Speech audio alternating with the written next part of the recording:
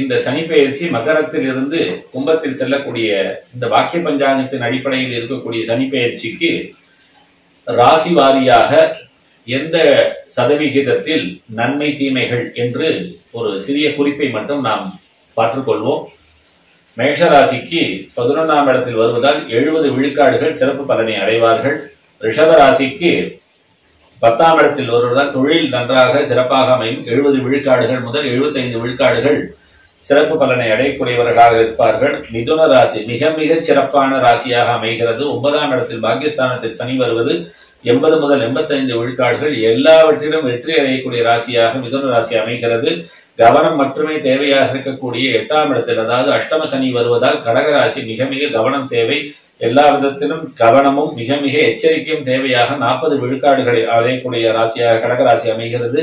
சிம்ம ராசிக்காரர்களுக்கு 7ஆம் இடத்தில் கண்டகச்சனியாக வருவதால் திருஷ்டி பாதைகளிலிருந்து திருஷ்டி தொந்தரவுகளிலிருந்து விடுபட்டு எல்லா விதத்திலும் ஏற்றங்களையும் தன்னுடைய முயற்சிகள் அனைத்தையும் யாரிடம் கூறாமல் இருந்தால் 65 முதல் 70 விழுக்காடுகள் வெற்றி அடையக்கூடிய ராசியாக சிம்மராசி அமைகிறது.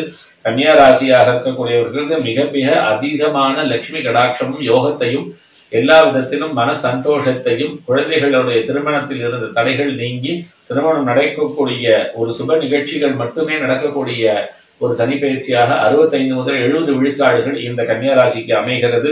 துலா ராசியை பொறுத்தவரை 80 விழுக்காடுகள் மிக மிக சிறப்பாக அமைகிறது. தொழில் மற்றும் வியாபாரம் கலைத்துறைகள் இருக்கக்கூடியவர்கள் அனைத்திற்கும் எல்லா விஷயத்திலும் ஏற்றத்தையும் வெற்றியும் அடையக்கூடிய ராசியாக 80 முதல் 85 விழுக்காடுகள் துலா ராசிக்கு அமைகிறது.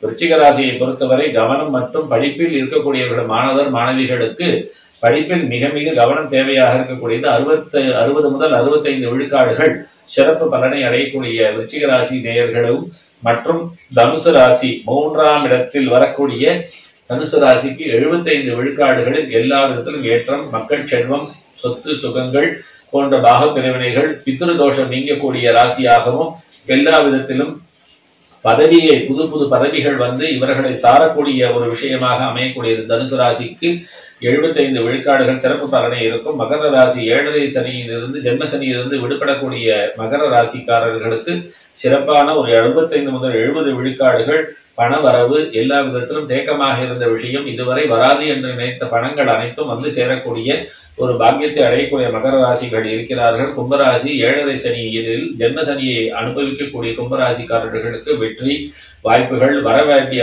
கடன்கள்லாம் வந்து சேரும். எல்லா விதத்திலும் 55 முதல் 60 விழுக்காடுகள் சிறப்பு பலனை அடையக்கூடிய கும்பராசிக்காரர்களுக்கு வழிபாடுகள் மிக மிக அவசியமாக தேவைப்படுகிறது. 7.5 சனியில் இருக்கக்கூடிய மீன ராசிக்காரர்கள் இந்த ஆண்டு 50 விழுக்காடு முதல் 55 விழுக்காடுகள் மட்டுமே அனுபவிக்கக்கூடிய மீனராசிக்காரர்களுக்கு கவனம் மற்றும் தேவை. பைரவர் வழிபாடு கண்டிப்பாக தேய்பிரை அஷ்டமிகளில் பைரவ வழிபாடு தேவை. சனிக்கிழமைகளில் சனீஸ்வர பகவானுக்கு எள் தீபம் ஏற்றி வைப்பது, நல்லெண்ணெய் தீபம் ஏற்றி வைப்பது, சிவாலயத்திற்கு நல்ல விதமான நல்லெண்ணெய் வாங்கி கொடுப்பது, அது மட்டுமல்லாது ஒரு முறை திருநள்ளாறு சென்று வழிபாடு செய்வது, திருக்கொள்ளிக்காடு போன்ற சனீஸ்வர பகவானுடைய கஷேத்திரங்கள் தரிசனம் செய்துவிட்டு வருவது சிறப்பு பலனை கொடுக்கும். எந்த விதத்திலும் புதிய முயற்சிகளை எடுக்காமல் இருக்கக்கூடிய விஷயத்தில் பயணம் செய்தால் வெற்றிகள் மட்டுமே அமையக்கூடிய மீன ராசிக்காரர்கள் அனைவருக்கும் என்னுடைய வாழ்த்துக்கள்.